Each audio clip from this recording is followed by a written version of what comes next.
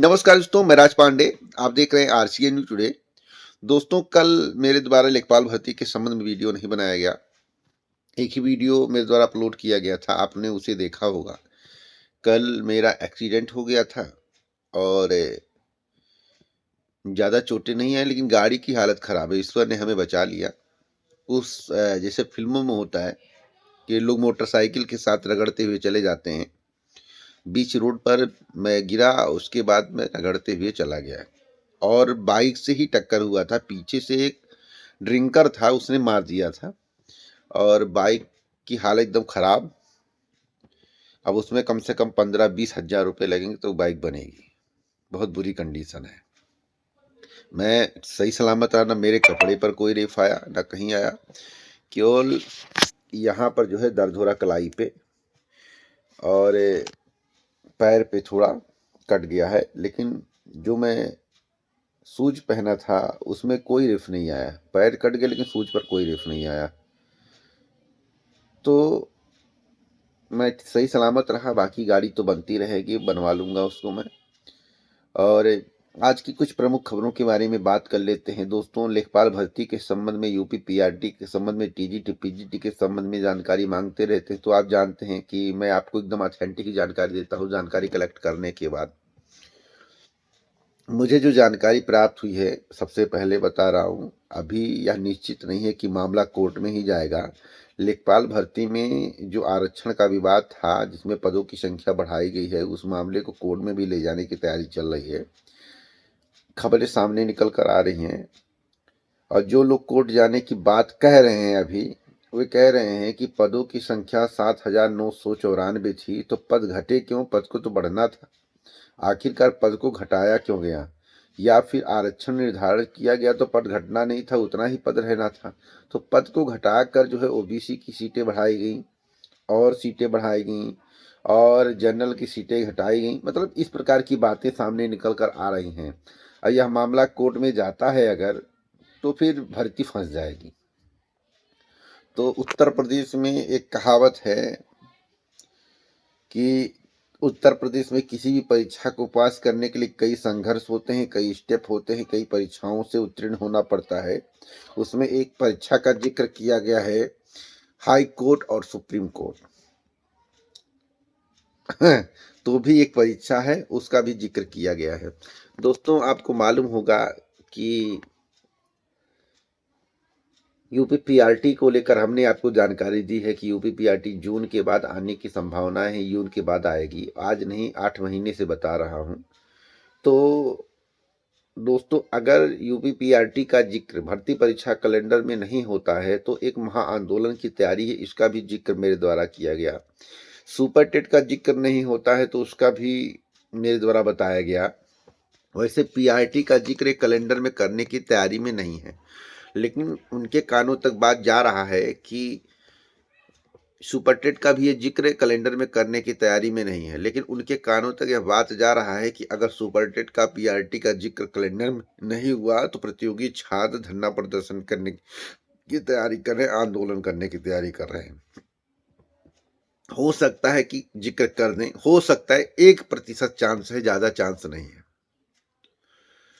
और जहां तक 30,000, देखो समाचार पत्र में भर्ती हमेशा आएगी। अब चुनाव आ गया है, 2027 का चुनाव आने वाला, 26 में आप लोग प्रवेश करने वाले हैं, तो समाचार पत्र में हमेशा भर्तियां ही भर्तियां होंगी।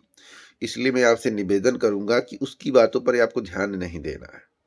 आप लोग देखे होंगे कि लेखपाल भर्ती लंबे समय से आ रही थी, दरोगा भर्ती लंबे समय से आ रही थी, पीआरटी का भी बीच बीच में जिक्र हो रहा था, लेकिन नहीं आया। तो एक अवसर जब बन रहा है तो उस अवसर का हम सभी को लाभ उठाना चाहिए। अवसर क्यों बन रहा है? अवसर इसलिए बन रहा है क्योंकि इधर चुनाव आने वाले हैं, तो चुनाव के कारण ही अवसर बन रहा है।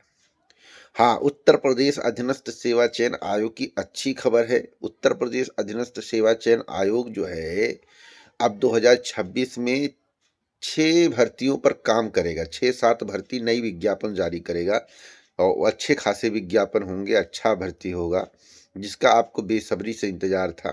6 विज्ञापन हो सकता है, लगभग मैं बता रहा हूँ एक अनुमानित कि 6 विज्ञापन नोटिफिकेशन आएगा, जिसमें पदों की संख्या और जिसका आपको इंतजार है। और उसके बाद जो है छोटे-मोटे विज्ञापनों की मैं बात नहीं करता हूँ। मैं हमेशा बड़े विज्ञापन की बात करता हूँ, जिसमें सभी को समान अवसर मिले। जहाँ तक रही कॉमन कटाप की बात, जब मैं कॉमन कटाप का मुद्दा उठाता हूँ, तो कुछ लोग विरोध करते हैं। मैं तो एक बात नहीं समझ पा रहा हूँ कि कॉमन कटाप तो इसे करने वाले नहीं, आयोग है।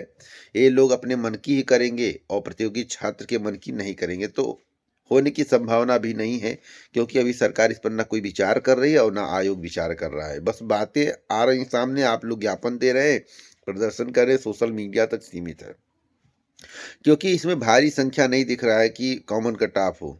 आप यूट्यूब वीडियो देखते हो, उसपे कमेंट कर देते हो, सर कॉमन कटाफ के बारे में बोलिए, तो कॉमन कटाफ के बारे में बोलने से कॉमन कटाफ नहीं हो जाएगा।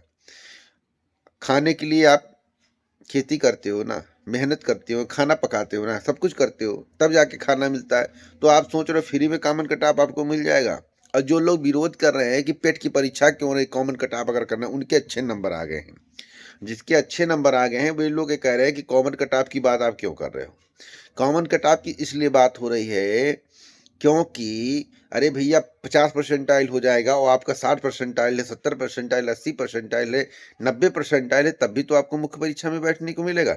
तो आखिरकार नीचे वालों को आप लाना नहीं, और कहता है भीड़ हो जाएगा परीक्षा में, भीड़ बढ़वा रहे हो, भीड़ बढ़वा रहे हो। अरे भैया, तुम्हें खर्चा देना है, उस परीक्षा के लिए 25 रुपया पेड किया जाता है, किराया तो सरकार देती नहीं है।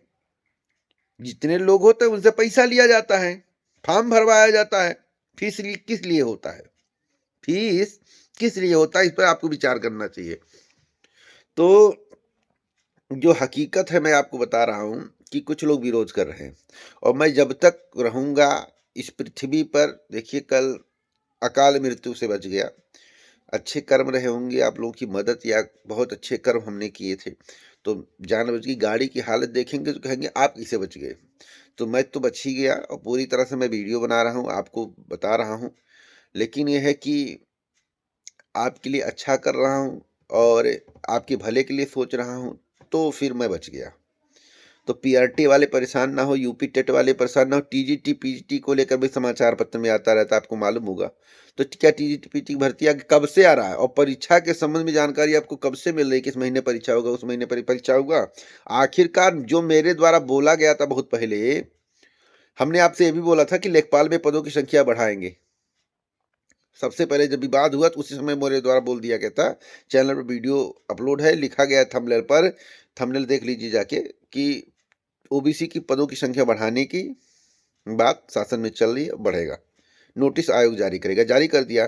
अब टीजीटी पीटी को लेकर अनुमान लगा रहे थे लोग, हमने कहा था कि जो टीजीटी पीटी एग्जाम है वो चुनाव 2027 तक खींचने की तैयारी चल रहा है।